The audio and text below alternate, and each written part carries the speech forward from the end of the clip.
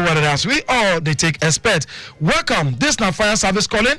Just like you don't take care for that jingle. Now to make Lagos they safe, make everything they go so they what it to avoid stories at church and anytime. Because accidents, you get why they call them accident. Now what the person no plan for. So anytime where that way no plan for happen, Lagos State Fire and Rescue Service always to the rescue. 767 or 112. Now the number where if you take call to reach out to them free of charge and they go feel relate.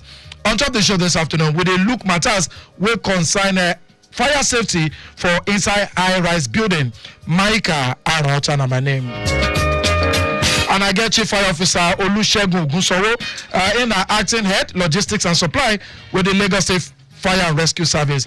Welcome to the show. Yeah, good morning, sir. All right, welcome. And fire safety for high-rise building. What do you bring about this topic? Because for some time now, we don't look ember modes preparation for school, for house, for jolliment places, even inside Countop Road. Now, we they go fire safety for high-rise building. Waiting born this one. Lagosians, good morning.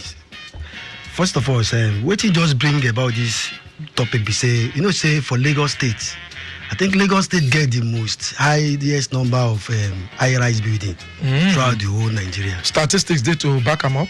Almost Abuja 20. Almost 20? Almost 20 for Lagos State. 20%? Yes. Almost 20 fire high-rise building for Lagos State alone. No, fire or high-rise building? Yes, for Lagos State alone. No, when you say 20, I don't understand. 20 numbers, or close to 20 numbers of high-rise building for Lagos State. Which one be high-rise building? How many buildings be high-rise building? Let me start from high-rise building. Okay. The definition of high-rise building. Great. You see, high-rise building are the building where we say it pass more than 7 stories building. Like that 1004? Now high-rise building you could call them? Yes, now high-rise building you could call the one way fire burn for high-rise building you could still call that one too. And so it go past 20 now when you say for 20. Lagos State. Yeah. For Lagos State. Mm-hmm. No, I'm talking about commercial own. Oh, commercial. That's why I say I don't understand. Okay. For residential, the statistics do it, but for that of commercial, it's close to 20 numbers. At least we get them for UBA, then Champagne Tower, Necker House, Eko Tower 2. We get them like that. They go past 20, really. Now here they look. It's supposed to pass 20. That of commercial purpose. Yeah. Supposed more pass. Than 20. It's supposed to pass. Okay. All right, but we'll go straight to the reason fire safety for high-rise building. Yeah. Now, you see, any stories will be say pass more than 7 stories buildings. That would they refer to as high-rise buildings. Okay. So some people they call at least 23 more than 23 meters. Any story building we don't pass more than 23 meters or 75 feet up. Now they call high-rise buildings. Now, 3 things make up that high-rise building. Make part of those things we will talk about that high-rise building. The number one is it must get specialized features, and it must get emergency planning, and the last one we say it must get evacuation procedures. All these 3 things must be encompassed inside which they call high-rise building. Now, the one which is important. One of them important more than one another, but I will go analyze them one by one now. Now, that what they call specialized safety features. That if you say anything we want inside that high-rise building must be fire retardant. Will be the thing will be say fire itself no go feel if you want burn them, you know go dey very fast like that. You understand me? So all those things where they go put inside that high-rise building, it must be waiting go slow down the fire we won't happen for that place if fire begin won't happen. So another one be say. These smoke detectors and fire alarm systems, they must get them inside. High-rise building, if you don't get them, that means say they play with the life of those people where they stay there. High-rise building is either commercial or for private. So at times, some they get both for commercial and for residentials. Now, another one we say sprinkler system must exist. So all those people where they get high-rise building for Lagos State, where they don't get all these things, they need to go back to drawing board. So that all these things where they mention, they must make sure say all these things they there. Sprinkler system, the emergency lightning. At times when emergency happen like that, when you say fire with this fire electricity will just go off totally. But if you get this thing where they call emergency lightning, it will give more light to those people who won't just come up for the building in case of fire begin. So what they call emergency lightning, they're very, very important. That one know they work with electricity. So they're very, very important. Wait, now solar? no be solar. How they take work? Some they use battery, then some they come with different kind of gadget. Maybe say go they produce light for them anytime. So how I'll take know if you don't weak? You don't know. That is why all these things where they mention, they need to carry out maintenance every time. No, you're supposed to they blink light. You don't go blink light. No, like when they blink. If they blink, like the one where they blink for we prepaid meter, so I go no say okay, it's still they active. How you go take no say they active? Because you feel they carry the way in the works of life. That is why you need to carry out evacuation drill from time to time. See, at times, how you go take no say this thing they function. We say if you off your light, that lightning must stay on every time. You know they work with normal electrical lights. Okay. So all those ones you must get them. Then all these things where they call rising mains, that's the way they bring light water from down to the topmost floor. Then go get them for each floors, so that if fire begin happen, fireman go fit couple these things there, and they go fit get to work to anywhere for the floors. So all those things they must stay inside that what they call rise buildings. Then all these things what they call fire hydrants for outside, so that if fire happens, we don't pray that fire brigade should happen, but if fire brigade happen, how you go see enough water fight that fire. So that's why you must prepare your fire hydrant for that kind of high-rise building. Then escape routes must be clear. Don't be saying you go put something there in case of time when we say fire brigade. How do you take escape from 8th floor, 9th floor, 10th floor, like the case of the UBA building, for instance? We hear some people begin come out from window to feel one jump down. You see, what happen we say for this kind of buildings, at least 2 staircase must be. At least if you pass 2 for high-rise building, if it be 3, if it be 4, but at least 2 must be. So that if anything happen, now from there, you know say that one will happen for that one where you talk. That one smoke log room. Yeah. Smoke just filled everywhere. So this is how much more even a fire? Smoke filled all those places. You see, places like that, they're supposed to even get extractors. We go extract smokes, so that that level of smoke go feel they reduce. You understand me? And people go feel find their way. You understand me? So that is why all these things they very important. So apart from that too, they call emergency planning. So that's the second one of the features of high-rise building. Get one what they call emergency planning. So you must make sure say clear exit. I don't mention the other time. If you want to do evacuation drills, clear exit. Then assembly point where everybody will go assemble in case of fire brigade must dey, and you must make sure say that place fire no go fit reach that place at all. Then emergency communications like that one wey happen for that place, for that building where they talk now.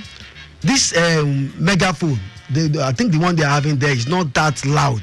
Okay. For people to hear waiting there. You see, communication is very, very important. And a commercial building, not even residential. So how much more if not residential?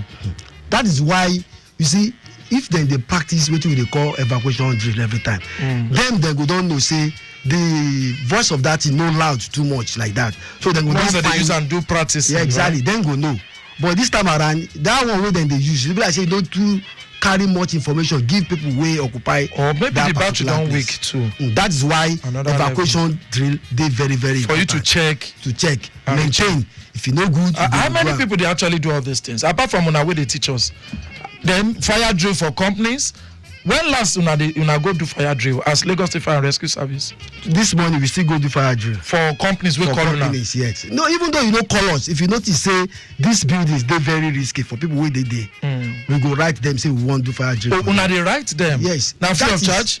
That is if you notice say that place they dangerous for people too highly populated. Yes, exactly. Risky. People too much for that place. Safety issues. Safety issues. You know, say Lagos they very concerned about safety. True. So we go write them say we won't come do the training for them. Okay. So now free of charge. It's free of charge now. It's free of charge. Yes. So we go there, go train them. We they do them from time to time. It's just that at times if fire service never reach your company, you can just write us. Because at least you must carry out these things every twice in a year. Okay, and we want ask how frequent. Yeah, every 6 months. Okay, so maybe we can look all these things where you don't talk for this level. Talking about acting head logistics and supply chief fire officer Olusegun Ogunsanwo, onto fire service calling. It dey interesting, it dey very good, but how realistic it dey be? Una dey actually go these buildings to check if they get am, or na when gbege happen we go come go back to the drawing board, begin talk had I known, okay, you suppose do am like this. People dey like hear am, but who dey act, who dey make sure say e dey happen? Now una work too. You see, wait, let me tell you one thing. You see, we get wetin we dey call fire prevention department. Dem they no dey go fight fire, but dem they make sure say dem prevent fire make e happen, and we get them for the whole Lagos state. For the whole Lagos state, we will get that fire service. Now there we get them there, and then they go all buildings, most especially commercial buildings. Tell them say, okay, now like this you go do am, like this you go do am. You understand me? But you know, say fire no go happen, no go tell you before it happen. And then carelessness. I think say carelessness is one of the most important things. We be say they catch, they make fire happen. But we dey go everywhere, almost everywhere. You understand me? Okay. That's why we get our officers all over Lagos State, and they go fit the torchlight all places. All right. Because of time, quickly, wetin be the other things wey we need to add? Yes. Then this thing where I want to talk, it is very, very important. Don't they mention and say evacuation drills, they must start to the do am at least every 6 months. Because if you no do am, there is no how fire gbege go happen. They will fit do wetin they never do before. So it's better make them don't they do am every 6. If it is more than less than if it is like 3 months, they fit do am, but at least 6 months is okay. So that if fire gbege happen, then they will fit do wetin, they will fit know wetin they go do. And again, very, very important, this high-rise building, they must get their own fire unit. Them they're supposed to put up them, start fighting that fire before the arrival of fire service. So that is why it is very, very important. Make all fire all high-rise building in Lagos State, make them get their own fire unit, so that if they get happen, then they will start the fight and before the arrival of Lagos State Fire and Rescue Service. Okay. All right. So any other thing quickly as we wrap up? Yes. Apart from that too, you understand me? This thing, these obstructions of fire engines when it comes to going when they move about, even where the high-rise building they must make sure say clear roads they will be say if fire fighting truck pass there, they don't go get any obstruction at all. Because all those roads we don't attend, we don't notice say obstructions must dey before our fire truck reach that place where they won't go put off the fire. So we dey try tell them say make them make sure say anybody will get that high-rise building clear roads there where our own fire truck will take reach there, fight their own fire. Okay, that's what we'll take leave our motor fire service calling this afternoon. But before we come out, statistics? Yeah, statistics. Of fire against them. Reduction or increment? There is reductions. Between 1st of August to 31st of August, we get fire cost 95, we get rescue 9, we get salvage 9, then the total na 113. Then first call na 55. Then from September again, you know, say that one na 1st of August reach 31st of August. Then this time around, 1st of August reach 30th of September. Sorry. 1st of September. 1st of September reach 30th of September. Fire call na 121, rescue call na 13, salvage, maybe say we know maybe fuel pour. We don't want to catch fire. Go mop am up. Exactly. That one na 7. Then collapse of building na 2. So total fire call for that one na 143. So there is reduction.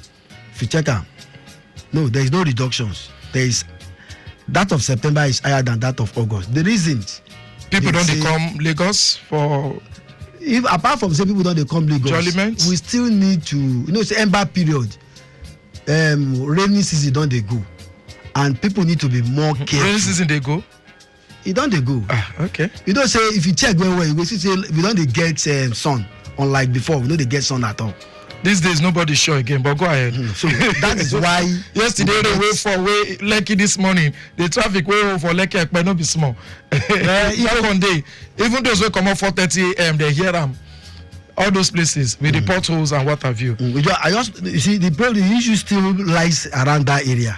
Either carelessness, or we are not being careful of what we use at home or at office. So we need to be more conversant. We need to be more careful of what we use. And to run it up, this first call is getting too much.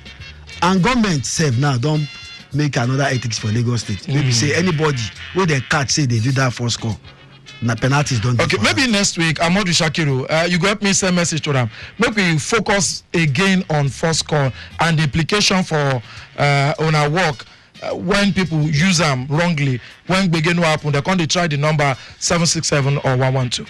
Thank you so much, Ogami. That's what I'm rich on top of this week level for fire service calling. As we don't look fire safety for high-rise building, waiting to do.